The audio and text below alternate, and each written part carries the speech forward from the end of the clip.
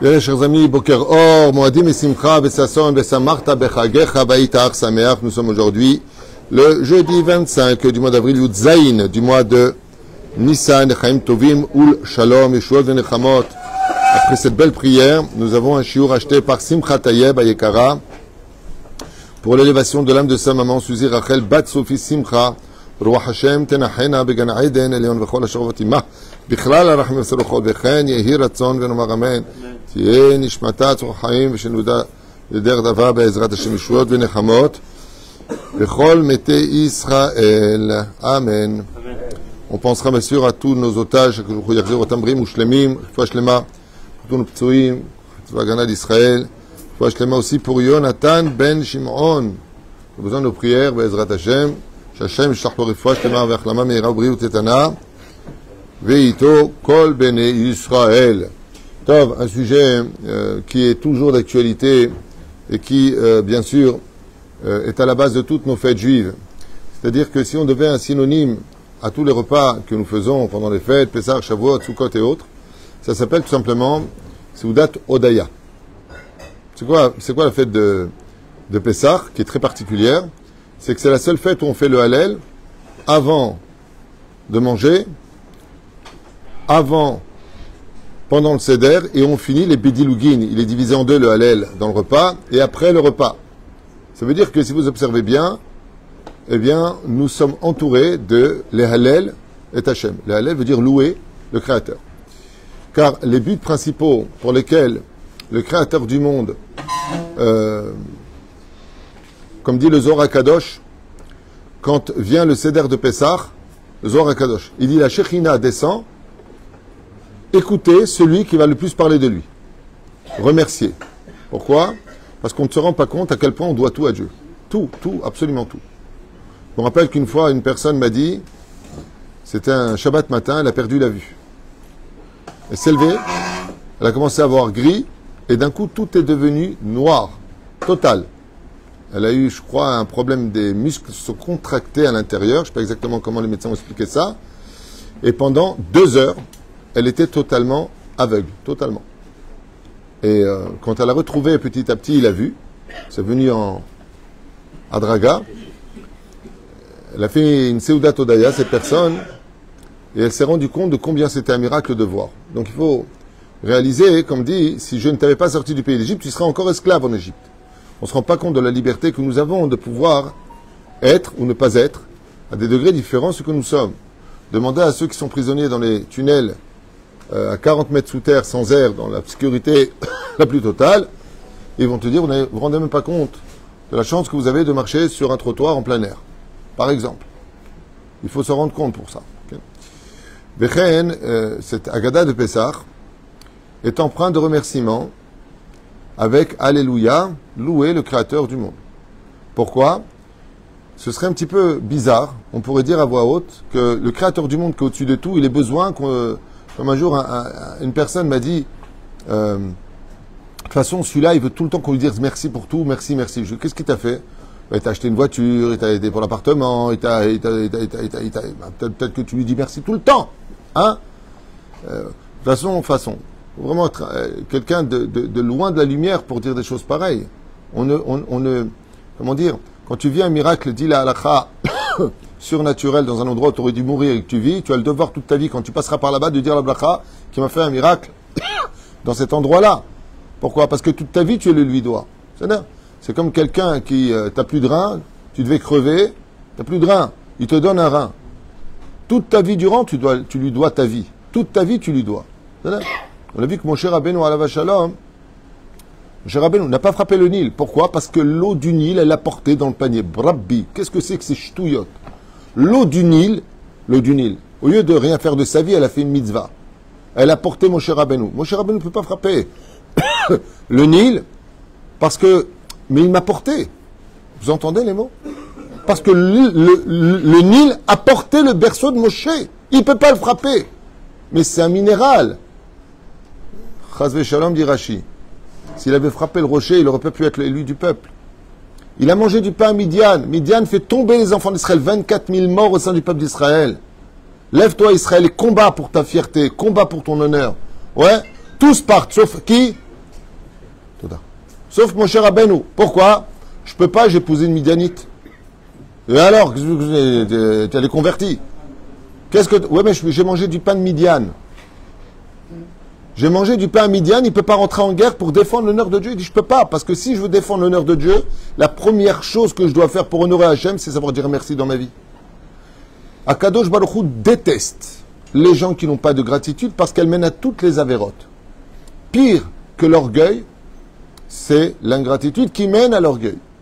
Maintenant que vous avez compris ce principe, parce que l'exemple pourrait durer pendant des heures et des années. C'est-à-dire que, d'ailleurs, quelqu'un qui a travaillé ses midotes au summum de ce qu'il doit les travailler, au summum, c'est quelqu'un qui sera toujours vigilant, comme à l'image du Rav Steinman. Rav Steinman, à la Shalom, nous a raconté une fois qu'il était à Mea Shearim en hiver. Donc il pleut, il faisait froid, il y a du vent. Le Rav Steinman, vous savez qu'il a jamais fait pas de Bitoul Torah, il n'y a pas de Bitoul Torah chez lui.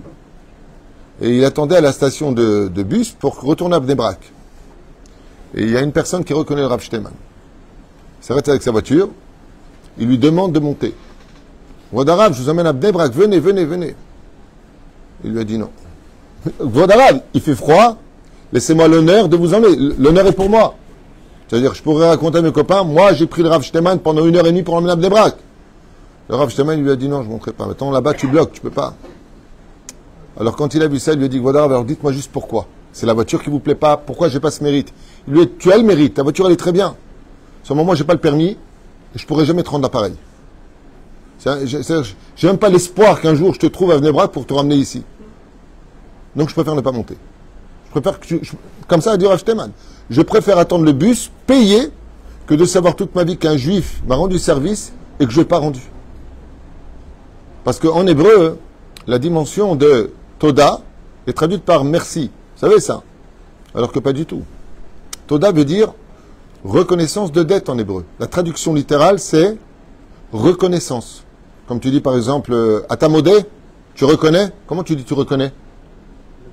Atamodé, chez Khatata, tu reconnais? Le mot modé, Toda, veut dire je te dois quelque chose. Toda. C'est pas Toda, merci. Ah, ça va, je te dis merci. C'est le cachour. C'est pour ça que Rabbi Moshe Deri toujours disait, montre en service, mieux tu vis. Mieux vaut manger, comme dit Rabbi Akiva, Ken, des carottes de Shabbat, que de prendre des mets d'autrui. Lama, qui, adavarazé, pashut, meod, mechayev otra. Ça vient maintenant t'obliger à rendre. Et on va voir un exemple, à propos de Shevish de Pessah. Vous savez que quand les Hébreux sont sortis du pays d'Égypte, il faut revenir un petit peu dans... Vous imaginez psychologiquement une jeune femme qui aurait été battue, violée, séquestrée, maltraitée. Hein, il y a eu juste Cosette, on en a fait un film, un roman. Là, on ne parle pas de Cosette. On parle d'un esclavage digne de l'enfer au 7e palier. Ouais, on sort. Comme il a très bien rappelé hier, Yoël. D'accord, ce que tu m'as rappelé, si je fais ce cours, c'est grâce à ce que tu as dit hier, qui m'a rappelé le cours que j'ai fait il y a quelques années. C'est que la raison pour laquelle on a dû l'ishrot et keves, une des raisons, c'est parce que les enfants d'Israël devaient faire preuve de gvoura. Une nation ne peut pas retrouver son identité si elle ne retrouve pas sa fierté d'exister. L'une des choses les plus catastrophiques de notre État, au sein du peuple d'Israël, c'est le complexe d'identité du peuple. On est complexé. On est tout le temps, nous, dans le doute. On est tout le temps en train de dire, ouais, mais qu'est-ce qu'ils vont dire? Oui, mais... Oh, t'es juif, sois fier, marche droit, retrouve ton identité. Et donc, comme là-bas, le Keves, c'était le Dieu, pour ça que la première Maca, c'était quoi la Maca? Première Maca, Dame, ça fait combien de Gematria? 44, Dame, Dalet, même. Et c'était qui le Dieu de l'Égypte? Le Talé. En tuant par le sang le Dieu égyptien, Talé, Gematria, Dame. La même Gematria. Pour te dire que il fallait déjà faire tuer le Dieu de l'Égypte avant de s'adresser à eux. Pour qu'ils perdent leur identité, pour qu'ils perdent confiance en eux, qui se soumettent à la volonté de Dieu. Donc c'est une allusion qui est faite. Et la reine, les enfants d'Israël se sont retrouvés heurtés à quelque chose de bizarre. D'un côté, ils devaient faire un acte de bravoure. C'est-à-dire, qu'est-ce qu'il attendait Dieu? Et c'est marqué noir sur blanc. Chamushim yatsu ben Israël. Tu peux dire ce que tu veux, 1 sur 20, ce que tu veux, 20%, ils sont restés. Aval Chamushim, ça veut dire quoi? Armée. Ça veut dire que Dieu attendait des enfants d'Israël qu'ils se battent. Ouais. Et on voit qu'ils vont se battre. À peine sortis du pays d'Égypte, ils passent la mer Rouge. Ils font donc un rond, ils reviennent au point de départ. Ils ne sont pas traversés comme ça. Un point de départ. Ok? Baal Tzafon, Chazrou le Baal Tzafon. Si tu prends des armes, c'est pour les utiliser. Qui nous a attaqué dès qu'on est arrivé par Parashat Beshalach? Amalek. Juste avant, qu'est-ce qu'on a dit? Hashem, Yirachem Lachem, Ve'atem Taharishun. Dieu fera la guerre pour vous, et vous vous reposerez. Très bien, jusque-là, Hazak ou Baruch. Pourquoi, dans ce cas-là, on n'a pas pris 3 millions d'individus, 600 000 hommes face à 600 chars? Si on avait des armes, et il y en a qui voulaient se taper, vous vous rappelez que le peuple s'est divisé en 4. Les pacifistes qui voulaient retourner en Égypte, ceux qui ont perdu leur identité de juifs, ils ont oublié qu'ils étaient juifs, que Dieu était avec eux. Après tous les miracles qu'ils ont vus, ils n'ont pas eu confiance. On retourne en galoute. Reste, bats-toi, relève les mains, va jusqu'au bout. Non. Non. Je préfère me soumettre dans la facilité, sans juger personne. Hein. C'est ce qui se passe au niveau de Chazal à l'époque. Retournons dans métro, boulot, dodo, que de se battre en tant que nation. Perdons-nous dans les autres nations. C'est de la lâcheté. Dans la Torah, c'est de la lâcheté. Moshe leur dit, qu'est-ce que vous racontez? Maintenant, on retourne en galoute. Vous êtes fous ou quoi? Deuxièmement, il y en a qui ont dit, on va se suicider. Alors eux, carrément, Arba Banim Dibra Torah. On ne veut pas retourner en galoute. On n'a aucune chance de nous en sortir. Devant nous, la mer. Derrière les Égyptiens, à droite, à gauche, un désert aride. On sait que la tribu d'Éphraïm, 80 000 hommes sont partis. On voit les ossements là-bas. Ils ont été décimés par les Cananéens. Donc, on va mettre fin à notre vie. Mon cher Rabbeinu a dit, les mecs, je suis pas psychologue, vous n'êtes pas comme ça me saouler là. Ok? Puis les d'autres, ils ont dit quoi? On va prier. Les orthodoxes, Hachem, c'est pas tiftar, Shirna Malote Saenai. Dieu leur a dit, les mecs, vous me saoulez là. Matitzak Elai. Qu'est-ce que tu cries vers moi? C'est pas le moment de prier. C'est vachement curieux. Ça va pas, tu pries. Et il y avait le Bétar, la FJF, ça y est. Il y avait l'armée. On va se péter. On va se péter. On est en danger. Dieu est avec nous. On va se taper. Si tu viens me dire, ouais, mais non, mais Dieu, il a dit, restez tranquille, je m'en occupe. Fallait t'en occuper aussi avec les Amalicites, les Cananéens qui nous ont attaqués à l'entrée d'Israël. Il fallait nous défendre tout le temps, avec Yoshua bin Nun. Non, il y a une mitzvah pour Israël. Si on est agressé, Abba leorgecha, ashkem leorgo. Tu as le droit de te lever, de te défendre. Ne reste pas les bras croisés. Arrête de recevoir des autorisations de... Allez, vous pouvez frapper 10, pas 12. D'ailleurs, on t'a agressé. De toute façon, on ne respecte que celui qui est fort. C'est pas compliqué ici. La terre n'est pas faite pour les parleurs. Elle est faite pour les gens qui agissent. Ça s'appelle Olam Asiya. Les Diburim, c'est bien. Et c'est ce qu'on fait. Laisse toujours une porte libre. Quand le 7 octobre, ils ont pénétré le territoire, ils ne sont pas venus parler, hein, eux. Ils ont fait trembler le monde. Ils savent parler le langage du monde d'en bas. C'est ce que tu comprends. Ce que tu comprends, ça veut dire que Chaz Shalom, c'est pas ce que je suis en train de dire. Je ne suis pas en train de dire, dès que ça ne va pas, tu frappes, pas du tout. Mais si c'est le seul langage que tu comprends, on peut le parler aussi. Mais on nous juge, c'est disproportionné. J'aimerais bien voir, moi, les caméras américaines en Afghanistan. Tu sais, quand il y a eu des milliers de morts et des femmes violées là-bas, par contre, avec des témoignages, des procès qui sont venus juste 12-13 ans plus tard, hein, pour ceux qui veulent connaître l'histoire. Ce qu'on a dit aux Américains en Afghanistan, ce qu'ils faisaient, ce qu'ils ne faisaient pas, c'est ce qu'ils ont répondu, comme les Français, comme les Russes. Hein. On ne fait pas la guerre avec des œufs. Hein. Mais nous, par contre, on doit jeter des fleurs. Les gens deviennent fous. On est en guerre. On est en guerre. Avec des boucliers humains de l'autre côté. Des gens qui n'ont pas pitié de leur peuple, qui les utilisent. Enfin bon, c'est hors sujet. Revenons à l'étude. Non mais sincèrement, tu deviens fou. C'est comme le mec qui monte sur un ring pour se taper. Il vient voir l'arbitre, il dit « Hey, il m'a mis une droite !» Ouais, ça s'appelle de la boxe. T'es sur le ring, t'es le championnat du monde. Ouais, mais enfin bon, j'avais mal ici, il fallait pas qu'il tape là. Ah oui, c'est une guerre. Une guerre, c'est une guerre. Elle m'a la saute. Fais pas d'omelette sans casser des œufs, baba. Une guerre, c'est une guerre. Tu peux pas dire au missile, lui, tu le tues, le petit à côté, tu le tues pas. Elle m'a la saute. Par contre, la question, c'est qu'est-ce que faisait le petit à côté du terroriste? Ça, c'est la grande question. Enfin, ça, c'est encore une fois, c'est encore un autre sujet. C'est un autre sujet. Oufren, Tzedikim, Yavo, Uvo. C'est très curieux de voir que juste, uniquement, 2 fois dans l'histoire, on verra qu'il n'y a pas eu de guerre par l'homme, mais par Dieu. Exactement. La première fois, c'est face à la mer Rouge.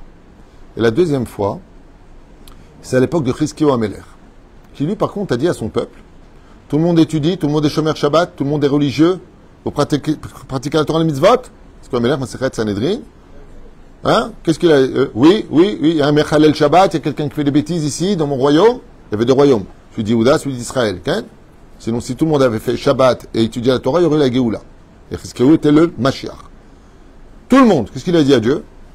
C'est ton problème. Nous, on étudie ta Torah, c'est à toi de nous protéger. Le lendemain, Mea Shmonim Vechamesh Elef Raché Gayasot, nous dit la Gemara. 185 000 généraux d'armée en chef. D'armée. Donc combien il y avait de soldats? Imaginez. Donc on parle de millions. Ok? Résultat, ils sont tous morts. C'est un cas d'exception qui te prouve que si on était tous dans la Torah et les mitzvot, on n'aurait pas autant de problèmes. Mais bon, ça c'est encore un autre sujet. Que même en Israël, ils n'y arrivent pas. Comme l'a dit le roi du Maroc, vous avez entendu ce qu'a dit le roi du Maroc? Il a fait un discours incroyable, le roi du Maroc, qui n'est pas juif, mais qui a juste compris ce que nous, on n'a pas encore compris, le mec. C'est fou. La seule chose qui sauve les enfants d'Israël, c'est l'étude de la Torah et des mitzvot. Et eux, ils veulent les arrêter. Nasrallah, pareil. Le chef du Hezbollah. Il a dit, maintenant, on peut les bombarder. C'est-à-dire qu'eux, ils savent que le dope de fer, c'est ce que étudie la Torah. Et dans notre pays, on veut les empêcher. Ça s'appelle la bêtise humaine. Et le premier cas, c'est quand? Ben voilà. C'est Shivi de Pessah. Alors là, maintenant, subitement, vous allez voir un truc de fou. Quelque chose de très bizarre. Qui a ouvert la mer Rouge? Plié d'eau. Qui est là? Qui est le coupable? Qui a ouvert la mer Rouge? Dans la Torah, c'est qui? Non. Vous savez, encore une fois, comme j'ai dit à table, avec les 30 questions qu'on a posées le soir du Seder, si vous voulez répondre aux questions, écoutez la question. Vous n'écoutez pas et vous dites n'importe quoi. Écoutez. Dans la Torah, Parashi, pas les Midrashim, il y a marqué Nadav et Ben Eli, on parle de lui? Même pas en rêve, personne ne le connaît lui. On le verra beaucoup plus tard. Qui, dans la Torah, a ouvert la mer Rouge? Question pour un champion. Il n'y a surtout pas le bâton. Surtout pas le bâton. Oh. Qui a ouvert la mer? La main de Moshe. Nate et yadecha alayam. Nate et yadecha. Nete et yadecha. C'est marqué dans la Torah que c'est la main de Moshe. Hazak ou Baruch. On descend de niveau. On va dans les Midrashim. Qui a ouvert la mer Rouge? Nachshon ben Aminadab, de la tribu de Yehuda, qui est rentré jusque-là et qui a dit Dieu, faut pas délirer, j'arrive plus à respirer. Je t'adoute. Avec lui sont rentrés tous les autres. Et la mer s'ouvrit. Bon, ok. On retourne dans la Torah maintenant. Question pour un champion, faites attention, ne me dites pas la main de Moshe. Ne me dites pas ça. Dans la Torah, qui a ouvert la mer Rouge? Il y a Féméod. Marqué noir sur blanc. Dieu fit venir un vent d'Est. Il a dit à un ange éternue. Ah, tchou, ça a ouvert. On retourne dans les Midrashim. Oh, allez, les Juifs, vous savez pas ce qu'on racontait ou quoi? Qui a ouvert la mer Rouge? Il y a Féméod, les ossements de Yosef. On retourne dans le Zohar. Qui a ouvert la mer Rouge? Anivelo, Malach, Anivelo, Saraf, Anivelo, Shaliach, Ani Hashem. C'est moi, Dieu. C'est Dieu lui-même. Comme ça, dit Zohar, la Shrina est descendue, elle a ouvert. On dit, t'es mort. T'es mort. Pourquoi vous cherchez le héros qui a ouvert la mer Rouge? J'ai pas compris. Pourquoi Douré Dourbiye, Yeshibari, Dourbiye? Pourquoi tourner autour du pot? Et pourquoi c'est si important de savoir c'est qui? Et pourtant, la majeure partie des... Oui, mais pourquoi? Pourquoi chercher un héros? Parce qu'il y a un gros problème. Lequel? C'est que la volonté d'Hachem, quand on nous attaque, Amalek nous attaque, c'est une Milchemet Mitzvah. On a été attaqué par les Cananéens, vous vous rappelez? Milchemet Mitzvah. Dans ce cas-là, on est attaqué, il y a une mitzvah de Yoshua Binoun, 7 ans, a fait la guerre pour conquérir Israël, Eretz Kenaan. Donc il y a une mitzvah de se battre. On est sorti armé. On a fait la shrita. Comment on dit shrita en français? L'égorgement? Non. Ouais? L'abattage. Merci, c'est mieux, parce que l'égorgement, ça fait un peu barbare. Du dieu égyptien qui était le petit mouton. Ben, c'est ce qu'il a répondu, que je vous dise. Ok? Donc c'est quand même incroyable. Pourquoi vous allez prendre un couteau, vous allez faire l'abattage? du Dieu égyptien que vous-même vous aviez servi pour faire preuve de Gvoura. Tu ne peux pas vivre la Géoula si tu n'es pas un homme de Gvoura. Il faut être un homme. Arrête de te laisser marcher dessus. Comme on l'a dit Rabbi Akiva, quand il a vu Bar Korva, pourquoi il a dit qu'il était le Machar? Parce qu'il était empreint de Gvoura. Vient Adrien avec 300 000 soldats, il dit, mais pour qui il se prend celui-là? Oh, t'es chez nous ici, c'est la terre d'Israël, babouche. Ouais, et il se bat contre lui. Si c'est pas un serpent qui l'avait tué par en bas, il aurait vaincu tout Rome. La reine qui est toute sa misée, lama mechapsim. La réponse la plus connue de tous, vous posez la question à n'importe quel homme, femme qui étudie un petit peu la Torah, et tout le monde vous dira, une chose tellement bête et évidente, que Béhémet, celui qui a ouvert la mer Rouge, sur laquelle on n'aurait jamais pu sortir, c'est les ossements de Yosef. Ve'viu et atzmot Yosef. Et dès que la mer a vu les ossements de Yosef, elle s'est ouverte. Deux questions interviennent. La première, pourquoi est-ce que la mer se serait-elle ouverte maintenant et pas avant? Pourquoi? Tu as un peuple entier qui arrive. Dieu, il a dit ici, il mérite, puisque je vous sors du pays d'Égypte, comme j'ai pris Abraham Sarakav, pour vous donner la terre d'Israël. Depuis quand? Depuis quand? Écoutez bien cette réponse. L'ange qui dirige la mer Rouge n'a pas à s'ouvrir tant que tu n'as pas fait tout ce que tu pouvais faire. Et donc, selon l'ange de la mer Rouge, qu'est-ce qu'il attendait des enfants d'Israël? Battez-vous. Mais vous avez des armes. Ils sont 600 chars, vous êtes 600 000. Battez-vous. Pourquoi vous voulez vivre un miracle alors que vous avez les moyens de moyenner au Moyen-Âge pour le Moyen-Orient? Ça me rappelle le mec. Il me dit, tu peux m'aider un peu, Tzedaka? Je dis, ouais, bon, vous avez de la monnaie? Il me sort une liasse d'argent. Je dis, mais attends, Baba, t'as plus d'oseille que moi. Pourquoi tu veux, l'ange, qu'il dit, pourquoi tu veux que je m'ouvre? Pourquoi tu veux que je m'ouvre? Bats-toi! Serre les poings et bats-toi, comme a dit Mike Brandt. Si tu te bats et que tu perds, je t'ouvre la mer. Ça fait tout ce qu'il fallait. C'est l'histoire d'un père qui m'a raconté qu'il a vidé ses économies pour aider son fils qui faisait des économies. C'est un peu la même chose. Le père, il se ruine pour son fils. Parce que son fils fait des économies. Il lui manquait de l'argent pour économiser. Et il a pris ses économies, le père. C'est ce que dit l'ange. Pourquoi tu veux que je prenne de mes économies, que je sois surnaturel, que je me surpasse, alors que toi, tu ne t'es même pas surpassé? Dès qu'on lui a porté les ossements de Yosef, l'ange, il a dit, j'ai compris, j'ai plus le choix. Il n'y a pas d'ishtadou dans ce cas-là. Et elle s'est ouverte. Quel rapport entre Yosef et Tzadik et le fait que la mère, dès qu'elle a vu, elle a eu honte, elle s'est tout de suite ouverte? Tout le monde connaît très bien ce qui a propulsé Yosef dans les pénombres des cachots égyptiens. La femme de Poutifera, Marshema Vzichra, a provoqué pendant 365 jours Yosef à fauter avec elle. Elle était d'une grande beauté et elle mettait du parfum spécial, Chanel 5 anti-Ainara. C'est-à-dire, et tous les jours elle passait Youssouf, Aprouni, Ndouralienne, je suis là. La nuit, quand il dormait, elle rentrait dans la chambre. Et confiance, crois en moi, que je puisse. J'ai vu dans les constellations que nous aurions une fille ensemble. Yosef, regarde la bombe. Yosef ne l'a jamais regardé de sa vie. Yosef, on a vu dans le combat, Vaïgash, Yehuda, oh, que Yosef Hatzadik d'un seul coup de pied pouvait faire trembler l'Égypte. Le Ramban, Ranachmanid, pose la question, il dit, comment se fait-il que quand elle lui a pris son manteau, sa tunique, Yosef ne lui ait pas récupéré des mains? Réponse, vous n'allez pas me croire. Il sait faire une rechen. De peur qu'il lui casse un ongle. De peur qu'il lui fasse peur. Mais je rêve Herbert ou là je dors au thé. Dans ce cas-là, il fallait créer ton innocence. Est-ce qu'on voit Yosef crier son innocence dans la Torah?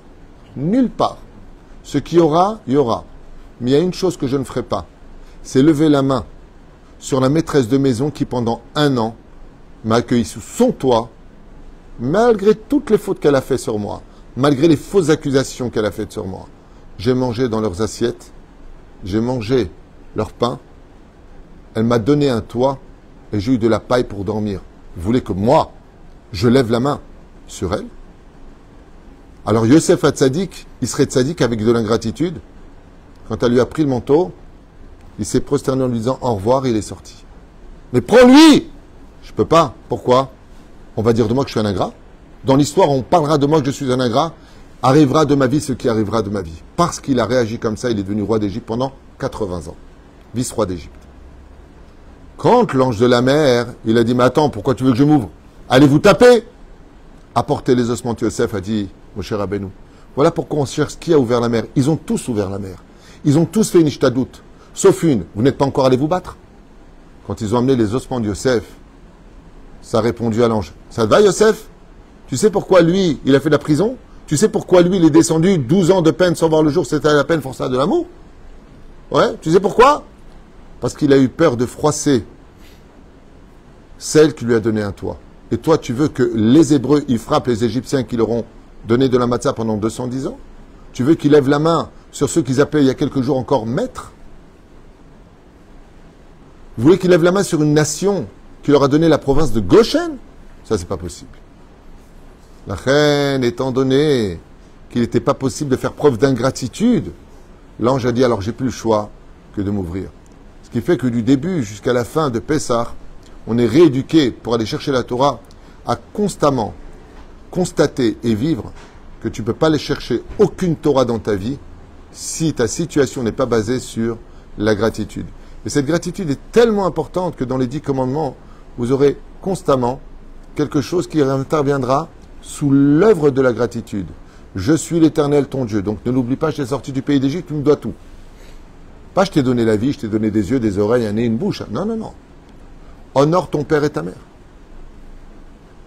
Pourquoi? Parce qu'ils t'ont donné la vie. Ils ont fait un kiff une nuit, ils ne se sont même pas rendus compte. Elle a rendu compte qu'elle était enceinte. Oui, mais ils t'ont donné la vie. Ouais, mais ils n'ont pas fait exprès. D'ailleurs, ma mère ne me voulait pas, disait l'autre. Je ne parle pas de mon cas, hein, je parle de... Si, ma mère voulait m'enlever aussi, c'est Rabbi Moshe Derek qui lui a fait un coup de vis. J'étais le 9e. C'est vrai. Mais après, elle m'a kiffé. Hein. Résultat, hein, les parents, quand ils ont un enfant, ils ne font pas exprès. J'ai du retard. Ah oui? Makara, elle est enceinte. Ils l'ont fait exprès. Choum d'abord. B. Shogeg. Tu lui dois respect de son vivant, de sa mort. Pourquoi? Parce qu'il t'a apporté la vie. Mais s'il n'y a pas l'âme de Dieu, t'as rien. Toute ta vie. Shabbat est basé sur quoi? La gratitude. Le roi te fait un cadeau.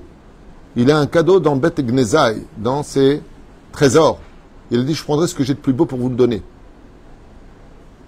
Vous avez déjà eu un anniversaire, on vous a offert des cadeaux. Quand vous posez le cadeau de côté, est-ce que c'est du savoir-vivre ou pas? On dit, excuse-moi, tu n'ouvres pas ton cadeau? On veut voir l'effet de surprise. Ça s'appelle la karatatom.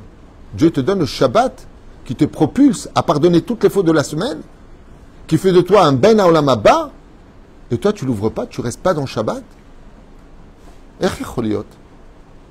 Lo tirtzach, jusqu'à lotin af. Tous les commandements de la Torah sont basés sur la gratitude. C'est pour cela que celui qui veut des miracles dans sa vie, celui qui veut des miracles, vous savez pourquoi on a des tzadikim, bénissez-moi, je veux un miracle. Parce que le tzadik, s'il n'a pas de gratitude, l'ange, il ne peut pas se surpasser pour lui. Il regarde, qui est celui qui demande le miracle? Est-ce que toi, tu as eu de la gratitude? Tout comme Yosef qui n'a pas frappé la femme de Poutifera et qui a pu permettre à un peuple entier de passer de l'autre côté. Beotamida, celui qui veut vraiment des miracles dans ce monde, alors qu'il n'oublie pas d'avoir de la gratitude. C'est pour cela que je finirai avec ça. Marqué, caché mezonotav chez la Adam qui kriyat yamsouf. Pourquoi c'est caché? La Gemara nous dit, caché, il est difficile pour un homme, comme Kiryat Yamsouf. Parce que la parnassa de l'homme est empreinte d'une exigence, d'une telle gratitude pour nous, rien n'est indu. Et tu me dis, attends, mais j'ai travaillé. Vous savez combien de gens travaillent, ils creusent leur découverte tous les mois? Moi, je connais les gens, ils travaillent, ça fait 6 mois qu'ils n'ont pas pris une paye. Qui dit travail, dit pas paye. Qui dit travail, dit les moyens de créer comme je dirais, une piste d'atterrissage pour l'avion, pour qu'il puisse atterrir. Mais c'est pas parce que tu travailles que tu auras de l'argent. Je connaissais quelqu'un qui gagnait de l'argent, presque 2800 € en France, il m'a raconté. Entre la CAF, le RMI, le Parami, le Chetami, le Surumi, je ne sais pas tout ce qu'ils ont là-bas. Okay, il s'est mis à travailler. Il prenait 2008, il ne payait pas d'impôts. Il s'est mis à travailler, il prend 1008 et il paye des impôts. Il m'a dit, je préfère être au chômage. Tu gagnes plus d'argent en faisant rien qu'en travaillant en France. C'est fou. Un truc de fou. Et la reine, celui qui veut des miracles, vous voulez que votre vie change, travaillez votre gratitude. Comme dit la Gemara, quel rapport avec la parnassa? Si tu vois que ça bloque dans la parnassa, va voir ta femme. Mais quel rapport? Ça rappelle l'histoire du mec, un voleur lui a volé sa carte Visa. Sa femme dit appelle la police, et surtout pas, il dépense moins que toi le mec. Hein? Carte bancaire, CB, c'est les initiales de Shlom Bait. Le Ren, et Pirouche Davar. Si ça bloque dans ta parnassa, va voir ta femme. On ne remercie jamais assez nos épouses. On ne remercie jamais assez nos parents. On ne remercie jamais assez nos rabbinim. On ne remercie. Vous vous rendez compte que Rabbi Eliezer, on lui a posé la question. J'ai mon père, j'ai mon rave. Qui j'honore en premier? Pose la question. Le rave. C'est-à-dire que tu rentres, tu as ton père et tu as ton. À qui tu dis bonjour en premier? Respect des parents de Roïta ou respect du rave des Rabbanan? La réponse elle est simple. Et Hachem le Kratira, les Lamdenu, comme dit Rabbi Akiva, l'Éternel, ton Dieu, tu craindras, les Rabot, Talmidei Chachamim. Il dit oui, mais le problème, c'est que à qui tu dois plus de gratitude? Celui qui t'a donné un corps terrestre pour fauter ou pour faire des mitzvot, ou celui qui t'amène vers la gloire du monde futur pour l'éternité? Réponse, Amar Eliezer, Gvot Talmidei Chachamim Kodem. Ton Rav passe avant ton père. Pourquoi? Il dit parce qu'on mesure la gratitude. Celui qui t'a amené pour 70 ans, 80 ans de vie, ou celui qui t'emmène pour l'éternité dans le bonheur? Ah, bon, Rabbi Eliezer, il a dit, il y a plus de gratitude là-bas, donc le Rav. Waouh Ad Kedekar. Ce qui fait que celui qui veut sortir de l'Égypte, comme disait le Rabbi Lubavitch, sors de tes metzarim, sors de tes frontières. La première porte, c'est la porte de la gratitude, de ne jamais oublier. Comme moi, d'ailleurs, je m'efforce souvent quand on freine, quand je traverse sur le passage piéton, la personne qui freine, je me retourne toujours en lui disant merci. Demandez à ceux qui se sont fait écraser. C'est-à-dire que les Odot, Tamid, les Boré, Olam. Si on ne fait pas ça, surtout, comme je l'ai dit, je le répète encore, pour nos épouses qui éduquent nos enfants, qui travaillent comme nous, qui font la lessive, la maison, comme Atrim les Odot, là, il y a quelques années, tu ne les connaissais pas, elles t'ont tout donné, elles sont là pour toi. C'est-à-dire, elle a besoin d'aller acheter des fringues, elle a besoin de sortir, elle a un peu ses crises. Mets ça de côté, regarde le bien qu'il y a en elle. Et c'est pareil pour les maris. Nous aussi, on supporte vos mères, vos belles-mères, on doit partager tout ce que vous faites. Vous mangez, vous cuisinez, on doit manger. On salit, vous devez laver. Il faut être droit dans la vie, il faut faire moitié-moitié. Non, ça c'est une blague. En cas où ils n'ont pas compris, ils ont dit qu'est-ce qu'il a dit là, j'ai pas compris. Le chen zeperu shadavar pour lequel Be'ezrat Hashem itbarach, tzrim le'akir odaya leboré olam. Celui qui veut réussir à sortir d'Égypte et avoir Be'ezrat Hashem cette dimension, comme disait Chachamim, quand tu auras la Géoula, on montera tous à Jérusalem dans ces combien de temps? 40 jours. Shloim Chazal, pourquoi 40 jours? Il dit parce que 40, c'est le chiffre de la reproduction. C'est le chiffre de la renaissance. Pour renouveler le monde, il faudra qu'on danse 40 jours. On ne s'en rendra même pas compte. Tellement il y aura de la joie sur terre, quand tu auras la Géoula, que ces 40 jours-là, pourquoi on danse? Pourquoi on danse? Pour remercier Hachem comme une nouvelle créature qui a compris ses erreurs, que la pire chose au monde qui puisse t'arriver, c'est d'avoir oublié que toute ta vie et tout ce que tu as eu, tu le devais à Dieu, à tes parents et à tous ceux qui ont été sur ton chemin pour te dire, moi aussi, je serai là pour toi. Baruch Adonai Leolam, Amen, Amen.